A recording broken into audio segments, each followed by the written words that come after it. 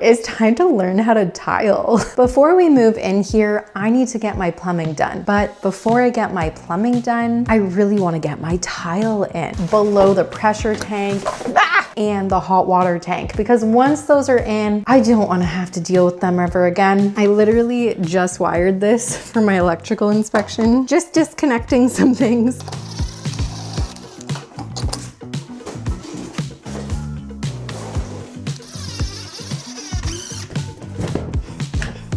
Okay, that will work once I maybe zip tie it together.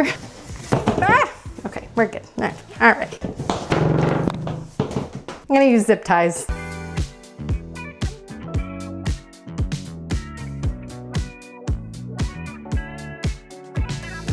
And now I have to take this guy out. Jeez, there's a lot of dust in here. Drywall dust, it's everywhere. Didn't even drywall in here.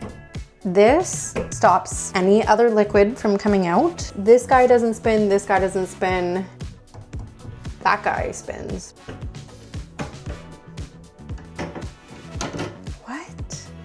He told me I could take it out. I'm not just on a wild goose chase. After connecting with Ryan, who did this whole system, he helped me figure it out. I've never dealt with a union fitting before, but I thought this whole plumbing piece was just a solid piece, which is why I was using a wrench here and a wrench here. But I was like, well, how is it gonna work? Because this side is screwed in and this side is screwed in, so it's just gonna tighten the one side and loosen the other, and it's not gonna work. Apparently, this is the part you wanna turn, and it's not a solid piece of brass. This will help you unscrew everything. So Ryan sent me a video, and my God, I was like, oh, whoa, thank you. Without connections, I don't know what I would do. And this is the only part that needs to spin. Okay, righty tighty. That way's right, this way's, oh, see, righty tighty, lefty loosey never works. Am I wrong? We're going righty loosey right now, lefty tighty. Oh, because the fitting is facing the other way and we're going this way, okay. That only needed to take me 30 seconds and it was a 10-minute fiasco. Now this is the part that I'm like, is it gonna come out?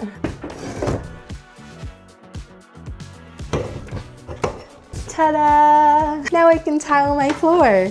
Is a project ever that easy? So I went to go check the depth of my floors. I just wanted to double check. Originally, I had thought that there was only an 1/8 inch variance in this room to that room, and I was really mistaken. So right here is 0, where I've already done self-leveler. This corner is 3/8 of an inch too high. So that's the worst spot. Over here is 3/8 of an inch too low. This is a 1/4 inch too low. Oh God, oh that corner's really high. Oh, I wasn't expecting that one. I knew that corner was high. I didn't know that corner was high. That corner, we're gonna do a bench, so it didn't matter, but this corner matters. Okay, that's 0. Oh, I don't wanna have to do a grinder now that our kitchen is in. That's a 1/4 inch too low. That's 0. My plan was to do large format tiles in here. You're only allowed an 1/8 of an inch variance when it comes to your flooring with large format tile. With smaller format tile, you can get away with a 1/4 inch. But even still, I'm like a 1/2 inch out. That corner will fail because it's gonna be too high. About 3/8 too high, this whole section. That's only an 1/8 too high, and that's an 1/8 too high. I genuinely don't know what to do because the tile is already going to come up so much compared to our LVP in the kitchen and in the living room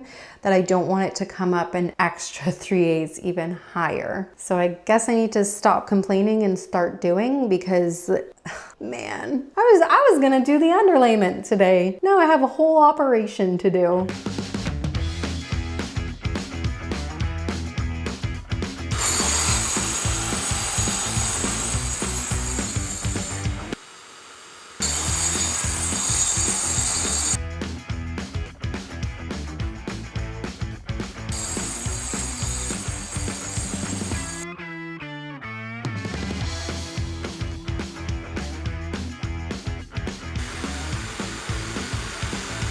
So I really wanted this wet grinding to be the solution because it was reducing the dust a little bit, but oh my gosh, what a mess it was creating. Ugh.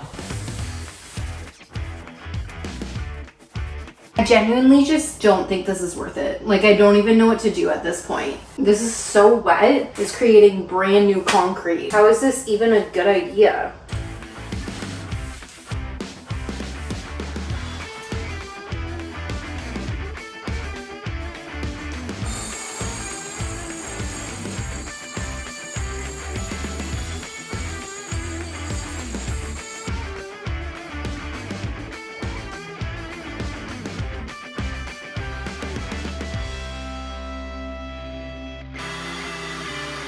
So that took forever, and I decided not to do this section here. It's so big, it's up in this corner. What I'm gonna do in this section is not put any underlayment under there, and I'm gonna float it out even with the mortar to the underlayment surrounding it. It's just a maintenance room. There's gonna be stuff on top of it anyways, but I do want the tile underneath. I want my maintenance room to be nice. I wanna feel good when I walk in, so the whole thing is getting tiled. Same with this corner. I was able to get it down a fair amount, but I couldn't get it down around the edges, and therefore I'll just leave a little space, bring the mortar up to the height of the underlayment, which will float it out to level. And then unfortunately, I do need self leveler because you're really supposed to start off with a level surface before you do your underlayment. You can try your best to make it work with the mortar, but whatever that tile association is and the underlayment states, you require a level surface within 1/8 for the large format tile. So I'm gonna prep this area the way I've done it before, sill gasket around the edge, caulking, and hopefully it doesn't take too many bags. Now the difference between these two rooms and the other rooms is that there are giant holes in the ground, and I wanna fill them properly for the tile. So this one's not too big, but even stuff like this, like we gotta get that sealed up so there's not a weak point in the tile, which is why I bought this quick setting cement. I'm just putting tape and vapor barrier around the big O, just so that there's room for expansion and contraction.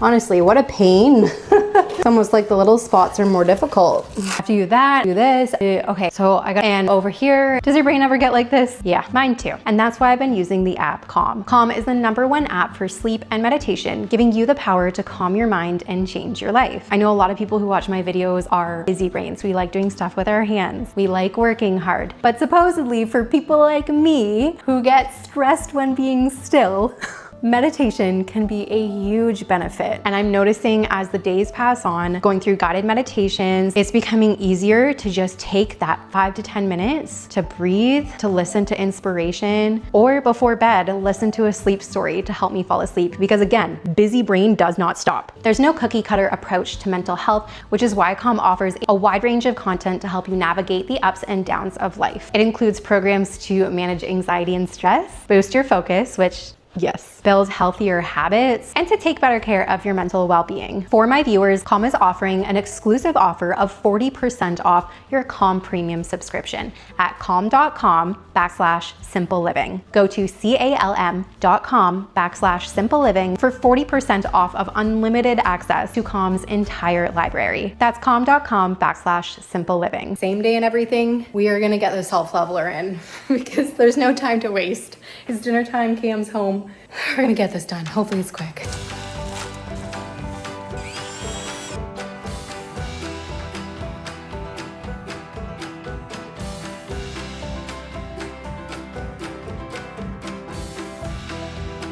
All right, we're done. Took a half hour, not even 2 bags. I have a little bit left over that I don't know what to do with. We just dump it somewhere. And just like that, the last bit of self-leveler is officially complete. So remember the baby turtle eggs that I accidentally dug up that a lot of you thought were snake eggs, but they're turtle eggs. Well, I got an update yesterday that 4 out of the 7 have hatched and they are the cutest things ever. So just a reminder, dug up turtle eggs. I wasn't allowed to incubate them because it's illegal in Canada to do that because it's wildlife. You have to have special permits for it. And so a nature nature reserve took them off our hands, have been taking care of them, but they're bringing the turtles back here today to release them. And what's so cool is that my husband has the day off work. My daughter is not in day camp this week, and it's the only week all summer she's not in day camp. Her friend has come over. Perfect timing because we are leaving for the cottage. It worked out so well. Oh my gosh, they're so itty bitty. What cuties, eh?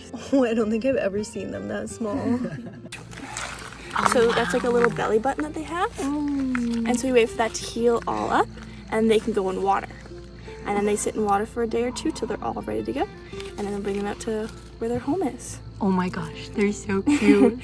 He's so cute. Is it okay? I'm holding it a little bit. Perfect. These are painter turtles. We're so excited for them to be welcomed into their new home. This was such a cool experience. They are a little bit clumsy at first, just figuring life out.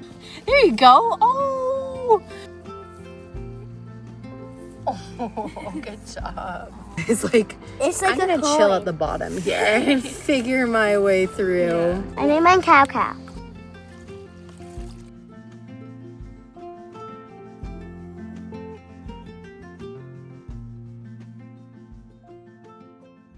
So after going away for the weekend, everything is cured, ready to go, ready to get the underlayment down. But first I do just have to clean everything up. I still have all of this that needs to come up, and there's always little chunks of concrete that come up with it. So just another sweep and probably a mop. Before I go and mix my mortar, I'm gonna start by rolling out my first sheet of underlayment.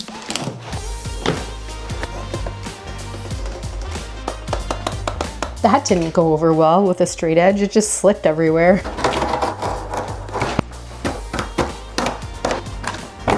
So you put the underlayment a 1/4 inch away from the wall and 1/8 of an inch away from each other sheet of underlayment to allow for expansion. Underlayment isn't an absolute necessity when it comes to concrete foundations, but it is best practice because if anything shifts or there's any cracks, it will translate through the tile or through the grout. And so the underlayment creates that barrier. And of course, you can also waterproof your floor with it, so it's great for showers as well, but that's not the case here.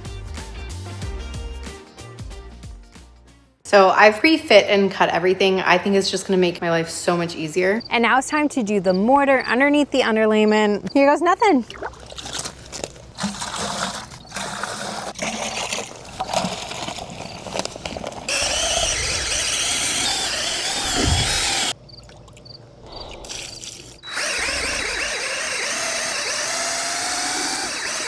The instructions say to let it sit for 5 minutes and then go and mix it again. I'm hoping I got the consistency right because you're not supposed to add water after it's sat for the 5 to 10 minutes, so we'll see. It looks pretty good. It said paste-like consistency, and I feel like that's pretty pasty. I guess this is why we're starting the maintenance room. While I wait, I'm just gonna sponge the ground. This brings dampness to the concrete so that it doesn't just suck all the moisture up out of the mortar.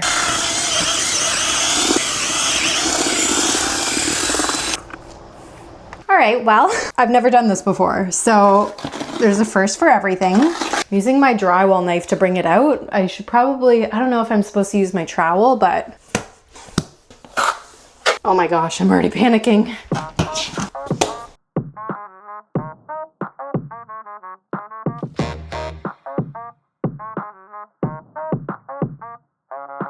I'm not gonna lie, this has been stressful, but it's still wet, so I think I'm good.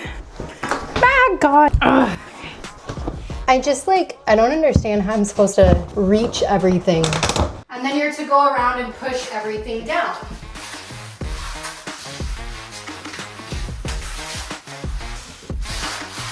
Oh, this isn't working. It doesn't tell you how much water to use on the bag. Like, I don't understand why. Let's see how horrible of a job this is. Like, horrible. You shouldn't be able to see any lines. This is not going over well. What the heck?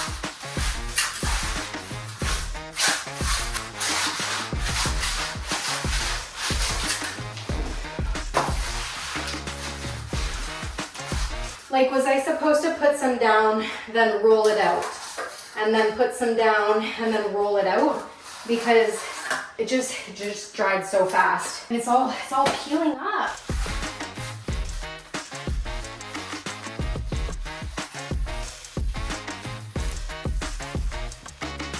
Well, that was beyond stressful. And I would peel this back up if it was like a high traffic area, but realistically, a fridge is going here. I'm so over it. But after doing a bit more research, I'm gonna do a 3-foot section, roll the underlayment out, embed it, and then do the mortar for the next 3-foot section. I just don't think this is possible. How you're supposed to embed it and reach all the way over without stepping on it. You kind of have to. And then there's these little knee divots. Okay, it embedded much better this time. I am happy with that. That was definitely an improvement.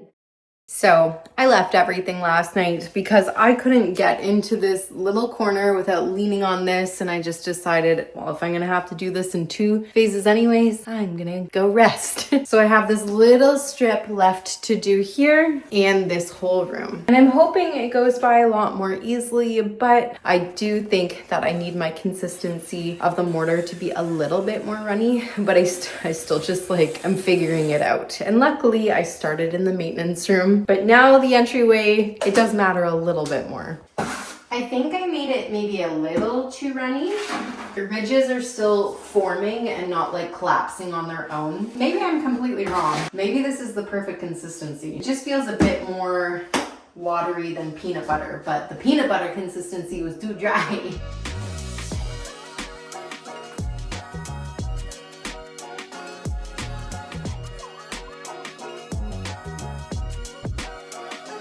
With the wetter mud, I just decided to do the whole section. See how it goes.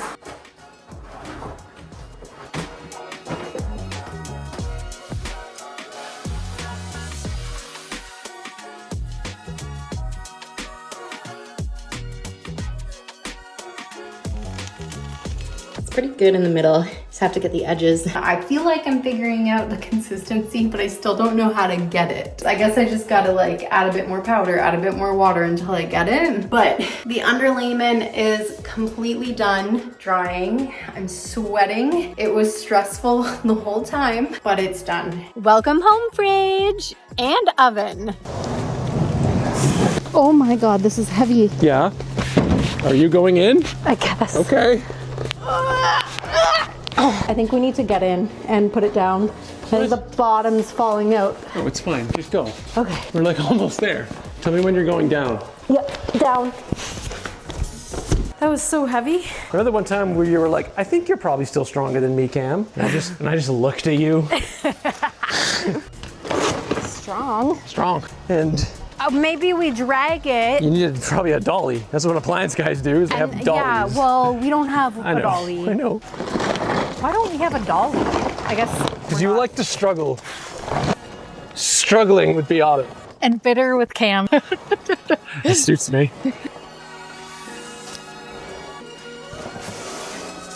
Can you do it? Yeah!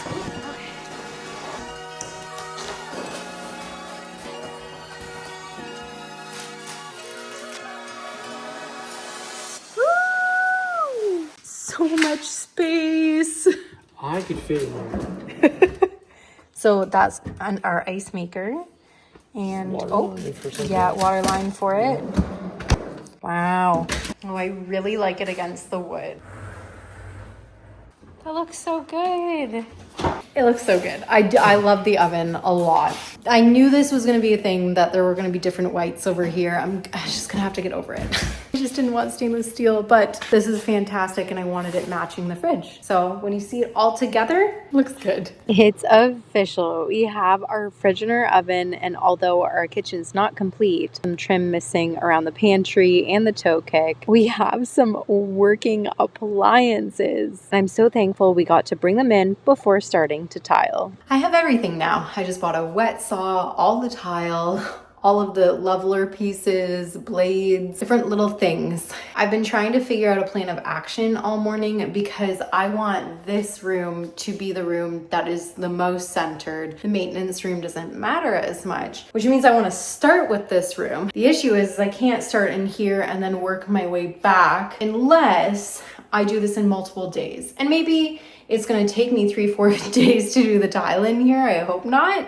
I hope not. But maybe it's worth starting in this room. The issue is I have this 2-inch bump back over here. And so I want it to line up with the door, but that bump back doesn't happen here where the drywall is or where the plywood is in this room. So my worry is if I start off in this room and something is a bit out of square, by the time I get over here, it's not gonna line up the way I want it to with the edge starting at the door, because you want kind of like your main entryway for there to be a full tile right at your front door. Or at least that's what I want after doing all of the drawings, trying different ways. That's the way I'm going to lay it out. So we walk in, full tile, full tile, full tile. It's going to be a smaller tile here, which kind of sucks. And then these 2 tiles are gonna go through the door and around on either side and then go into this room. Let's get these boxes open. Oh, it's so pretty. Honestly, I wasn't sold on big tile for our entryway. I just loved the coloring. I loved the warm goldy hues in here, which you've obviously seen throughout our home, all the little brassy gold features. I think I'll change the grain direction so that it points from the door into this room. I've spent the morning laying out my tile design. It literally took me over an hour. This is the entrance into the house and then the entrance into the kitchen. So it kind of just like flows in the right direction.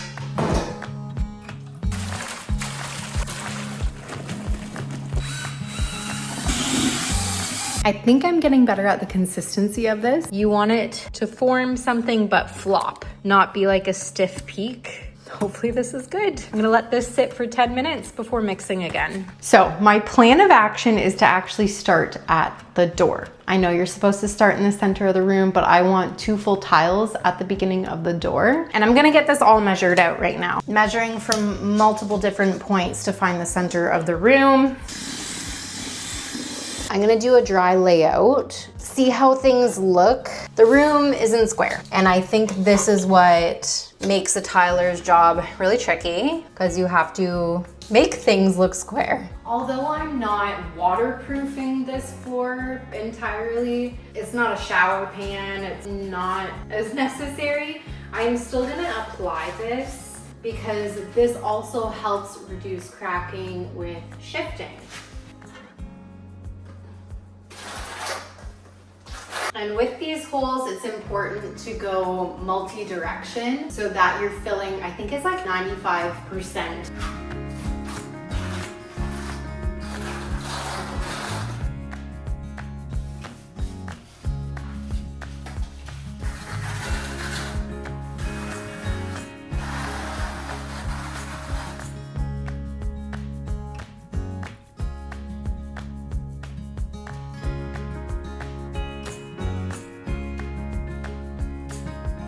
I'm officially ready to lay my first tile and very nervous. All right, so for large format tile, I need a 1/2 inch by 1/2 inch by 1/2 inch trowel. That way it compresses down to a 1/4 inch of mortar once you're done moving your tile. And again, you have to make sure all of the holes are filled. I've got my margin trowel to clean up the edges. I have a sponge and I have my floor leveling system and 2 sponges to lay the tiles down for back buttering. I'm so nervous, truly. I'm gonna start here.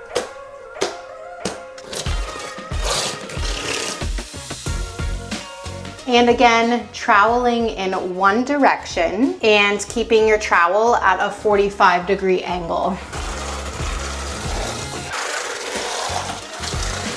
Gosh, time for my tile. How do you do this? And you use the flat side and keep it consistent. So I'm just going right to like these hexagon raised marks.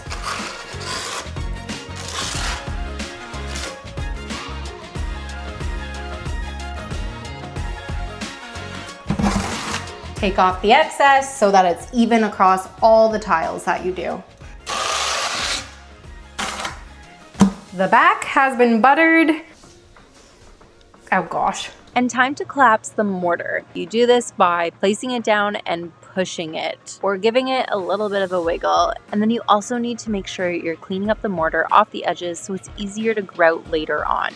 All right, after my first tile, I realized how bad I am at this. I shouldn't say bad, but holy crap, this is tricky. One. All right, next one. Oh my gosh. I'm hoping this will feel less chaotic soon.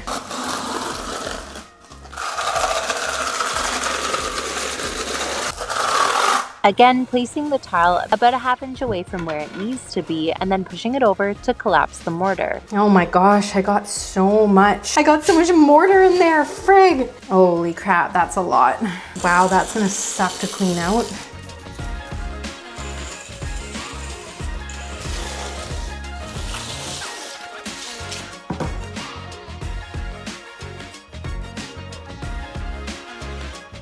And you try to keep everything as clean as possible, although seems like I'm not. And then put in your leveling wedges.